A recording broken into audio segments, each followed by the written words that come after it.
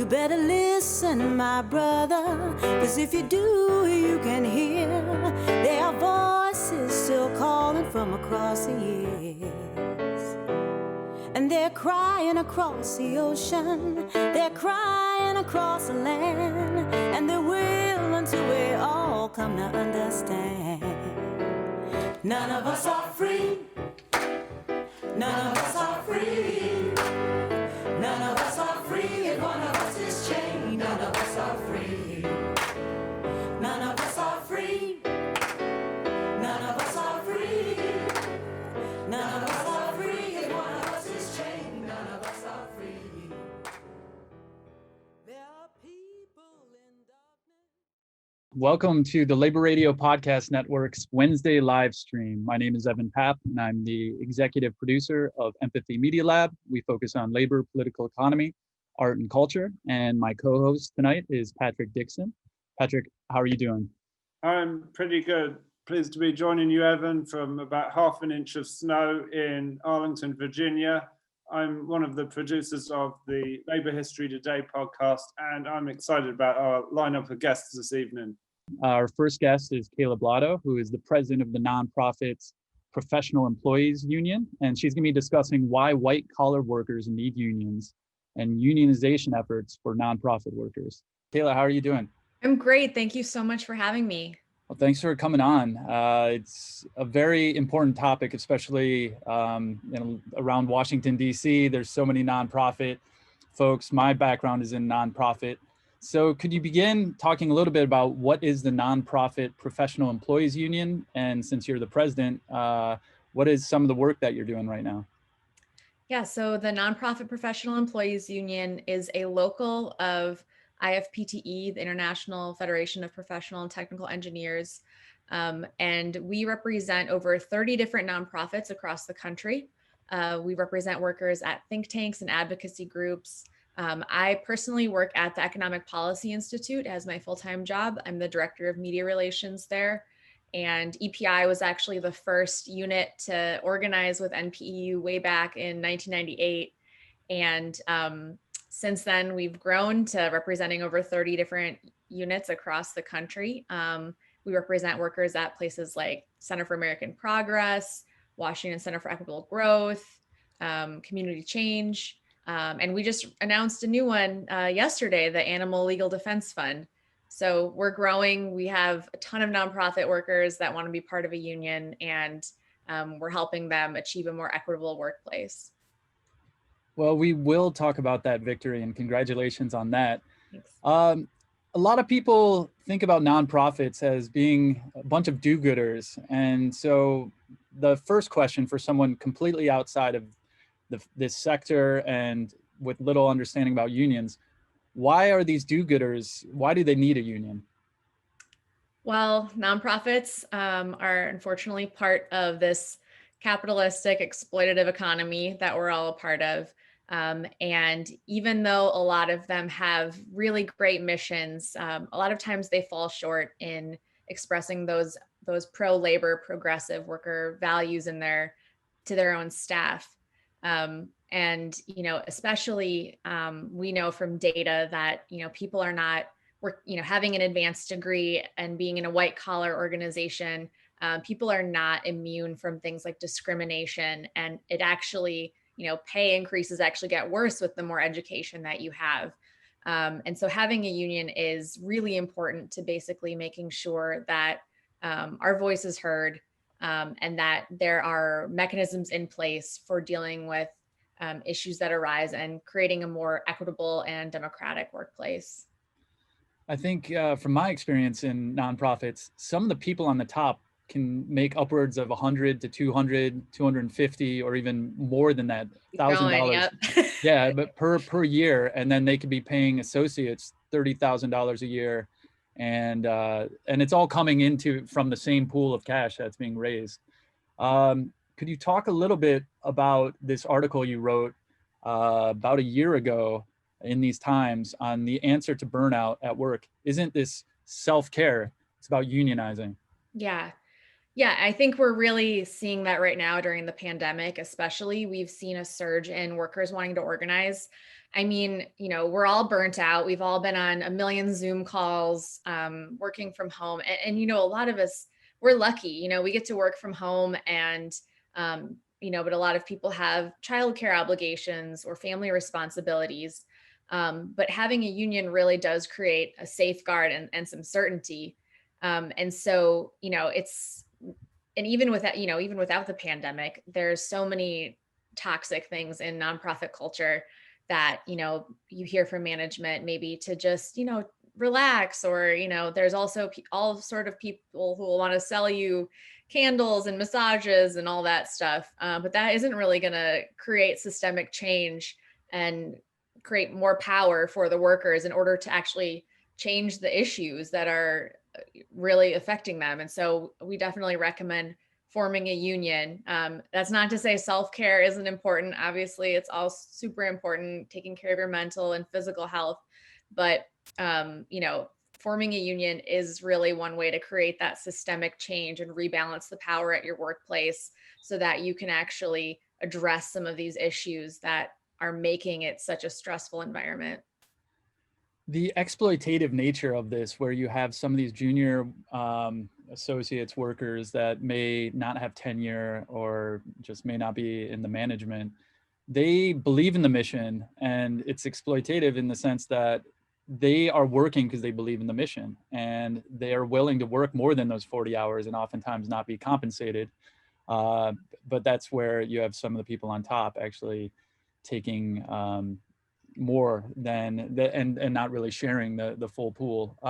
Yeah. What was your background in nonprofits before you went to your current position? Yeah, so I've worked in non-union nonprofits as well as union nonprofits. And what you said about particularly young people and other marginalized and vulnerable people basically taking on additional work and then not being compensated for it, that's definitely unique to the nonprofit culture. I think that we're all giving so much of ourselves for the mission of the organization. And to be clear, the reason that we all work at nonprofits is because we support the mission of the organization. There's so many messed up things in the world. And if you can, be part of the solution in your day job, and have that be a core part of your work, then that's amazing. But, we can't be replicating these same problematic, exploitative things that we see in other private sector jobs at our nonprofits at the same time we're, publicly preaching against income inequality and racial inequality and that sort of thing. And so, that's definitely, one of the things is the pay inequality that you see in this kind of like guilt tripping people to sacrifice more of themselves for the sake of the mission. And that's definitely, maybe that's not something you would see in a more traditional union contract, but there are ways that we can try to change the nature and the culture of the organization through organizing and through a contract. And a lot of the people coming out of college are having very high debt levels, and yet they're still making sometimes very junior salaries, and with the hope that they're doing something right and they can move into a career in this field. And before opening up with Patrick, and I do want to ask you a little bit, a lot of nonprofits are oftentimes you have a very racially unequal distribution of power, from my experience, where you have a lot of white people who are generally in management, and most of the minorities can oftentimes fall into more operational roles and less decision-making roles. Could you talk a little bit about that type of work that you may be doing with your union and with the NPEU? Yeah. Racial equity is a huge issue in the nonprofit space. I mean, white supremacy culture infiltrates almost every aspect of nonprofits, and honestly, every single nonprofit that we hear from, that's one of their main issues. And I think there are a lot of ways in which that we've tried to focus and solve this, but pay equity is a huge issue, making sure that people are being paid equally for the same work, creating pathways to promotion and professional development, giving creating more equitable hiring processes and making sure that once people are hired, that they feel supported and that they have professional development and ways to grow. These are all, ways in which I think a union can really add some teeth to it. I mean, we have a lot of organizations that, they will hear from members. They'll come to us and say, our manager tried to do this racial equity committee and we had all these great ideas, but they were never ever implemented, and there's nothing to actually hold them to it. Well, that's where, when you have a union and you have a legally binding contract that says management has to pay people this amount for diversity, equity, inclusion training, or they have to have X number of trainings a year, that sort of thing. If they're not sticking to that, we're gonna grieve that, and we're gonna make it management's problem that they're not sticking to it. So I think having a union is a really crucial tool in shifting that culture. Yeah. Patrick, please. Thank you. Pleased to talk to you, Kayla. I'm from the History Podcast, so I guess it's predictable that I'll frame this question in this way, but people in this country and many others put their bodies on the line for decades to fight for first a 10-hour day and then an 8-hour day. And part of the argument that they made was that they could be both safer on their jobs and more productive by working for sort of limited stretches of time. And yet, at least from what I've read, I've heard many stories about people being called at all hours, people being available all the time. And while those of us who work from home are fortunate in that there's a certain safety to that, home is work is home is work is home is work, it seems. Is there a union difference as far as these sort of distinctions or these sort of collapsed barriers between the professional life and the private realm? Yeah, that's definitely an issue, particularly now during the pandemic, and also when a lot of our other workers are working from home. But we can set up structures and boundaries in the contract. You can say that there are core work hours, and email can only be answered during those core hours, unless it's an emergency. But then, not everything can be an emergency. And that, right now, working from home, we're getting stipends for a lot of our workers to use for internet and cell phone bills, as well as some of our units have been able to get them for mental health resources, so that they can deal with the stress of the pandemic and working from home. And then also just, having kind of a labor management committee that can deal with this stuff, and it might be outside of the contract, but if it's, one particular manager is an issue and they're emailing their employees at all hours of the night, the labor management committee can basically, raise it and say, this manager is causing a huge morale issue with their employees. Like, we need to address this. And I think, in the spirit of a pro worker organization like this, we wouldn't be wearing our employees out, at all hours of the night. So I think there are a variety of tools that we use to address that. And that's only going to become a bigger problem, I think, in the general workforce in the next few years. And first, I want to apologize, mea culpa. It's Kayla Blado. Sorry about that. I should have, Rhymes with Play-Doh. I tell everyone that. my mistake. But to get back onto the topic, the focus on organizing during the pandemic. How do you do this over Zoom? How is this going? Yes. Well, we're on Zoom right now. Everyone is on Zoom all the time. I mean, a lot of people have family obligations, but those who are able to get away, it's been kind of just a lot of meetings and talking to people about, I think working from home is one thing. We just talked about that, what the environment is like. But then when we go back, I mean, we want to, when you have a union, management has a legal obligation to bargain with you over the work environment that you're going to be in. And we want to make sure it's a safe work environment, and that people who rely on public transportation are not exposed, and that people who have childcare issues will be taken care of. And so I think that this is kind of creating a moment that, instead of just hunkering down and focusing on making it through the next year, I think that this is a real organizing moment for workers, because they want to have a voice and when they come back, because the consequences could be huge if they come back in an unsafe environment. Could you talk a little bit about the latest victory? Yeah, so we just went public yesterday with the Animal Legal Defense Fund. We're really excited to have them. They're the first animal rights organization that I know of that it has actually formed a union. So we're really excited to have them. They are a great unit. They're all over the country. And they asked management for voluntary recognition yesterday, and we are hoping, we still haven't heard anything from management yet, but we are hoping that they do the right thing and recognize their workers and don't make them go to the Trump NLRB for a union election. Yeah, could you talk a little bit about that process? Maybe there's someone who's going to hear this and is interested in, taking the steps to forming a union. What is that process?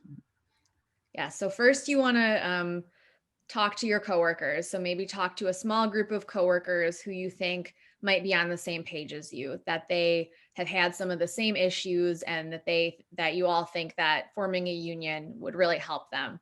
And then basically you want to do your research and find a union that you think could help you organize. And, our union, the Nonprofit Professional Employees Union, is one, but there are many other unions that are organizing nonprofits right now. Reach out to them, see, connect with an organizer. But basically the process is that you're going to be talking to your coworkers and talking to them about the issues that they're having and how those could be solved through a union. And then you're going to have people sign union cards, which basically means that the union is going to represent them legally through a contract. And then you will, if you think that your management is, a progressive environment and they are pro-worker, we always want to ask them to recognize our union first, give them the chance to do the right thing. They can, with a stroke of a pen, they can recognize your union. For those that, choose to, they're more anti-union and they're going to make you jump through some hoops. We file union elections. Basically, that means that you go through the National Labor Relations Board, and then they will mail you a ballot, and then you will vote yes for your union. And if you have a majority of cards, then you will have a union. Basically 2 ways of getting the same thing. The election is a little bit more work, but they will both get you the union if you've done enough organizing on the back end. And then that's just the beginning, because you still need to get a contract that everyone can agree on, and you need to be willing to walk, which can be very challenging when people are financially distressed. Mm-hmm. So before I go to Patrick again, Chris Garlock shared this quote from Action Squared President Brian Young. I'll just say, for people who are thinking about starting a union at their place of work, but are a little nervous to try, the more nervous you are about the reaction of your organization, the more you probably need a union. Could you just respond to that? Yeah, I mean, he's right on. There's all these paradoxes in all of this, and people think, maybe if we ask really nicely, management will grant us a union, and if we don't offend them, and all these sorts of things. And at the end of the day, it's like, if you had good management, or if you had management that was willing to share power in the first place, you probably wouldn't be in this situation. And so the more freaked out you are about being in a union, the point of a union is to be stronger than the individual. The point of the union is to make sure that bad things don't happen to you, or if they do, then management is held accountable for them. And so I would just urge anyone who's listening who thinks, I'm interested in a union, but I'm a little scared about the process, talk to a union organizer. They'll help you through it. They will help you come up with strategies to make sure that you're as strong as possible, and that you can get a union as quickly and painlessly as possible, and basically be on your path to getting a strong union contract and creating that change that you want. Great. And we have time for a couple more questions. Patrick, do you have any questions? Many white-collar workers live on work-provided computers and use work-provided phones. And as you've said, even some of the seemingly most progressive non-profits don't always seem to be quite as progressive as the slogan. Does this make it complicated for workers coming forward or for your organizers? Yes, I would advise you to not use don't use your work computers, don't use your work phones, don't organize on work time. If you're talking to your coworkers, don't use your work Slack or Teams or work email. You want to get everyone's private information. You want to definitely create a private Signal group or WhatsApp group with everyone. Your employer has access to your emails, to everything you're doing on your work technology. So you just want to make sure that you're doing it on private after work or on lunch breaks and on your own devices, just to make sure that in case management would retaliate against you, which we all know is illegal, but is hard to enforce, particularly under this administration, you just want to be as safe as possible. So something that I've thought a lot about I was inside the government, international development, and a lot of international development got hollowed out in the 1990s, and a lot of the contracting, then they created an entire contracting body to help implement, and a lot of it are not for profit, non-government organizations to carry out the functions of these what the government used to do in foreign policy and international development. Meanwhile, a lot of the workers in the nonprofits at the lower levels don't have the union, don't have the protection, don't get the same pay as federal employees, don't get the same health care, the pension, all that other stuff. But the people on top of the nonprofits are getting $250,000 a year and things like that. I guess going into 2021 with the new administration, and obviously a lot of challenges with nonprofits and foundation funding, what is your, I guess, what's your hope, and what are some of the opportunities that we can keep ensuring that we can unionize this entire sector that is oftentimes doing services for the government? Yeah, well, I would first of all urge the government to not keep outsourcing jobs that should be, done by the government into the nonprofit industrial complex. I think that, and then the jobs that are created in the nonprofit space, make sure that those are good jobs and that people are being paid equitably for them. No one should be living in poverty or have to take on more than one job in order to make it in DC. And so we want to make sure that, those places can be easily unionized, and that management doesn't fight those unions, and that they also adopt, some of the maybe good pay structures and that sort of thing that that the government already has in place.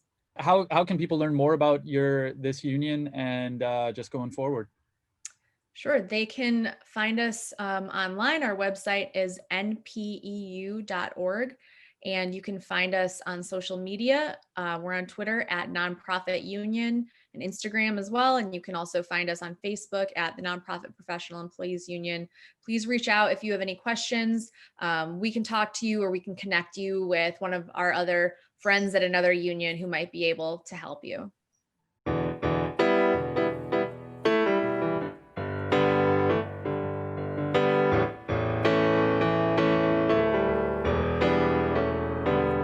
You better listen, my brother, 'cause if you do, you can hear there are voices still calling from across the years. And they're crying across the ocean, they're crying across the land, and they will until we all come to understand. None of us are free, none of us are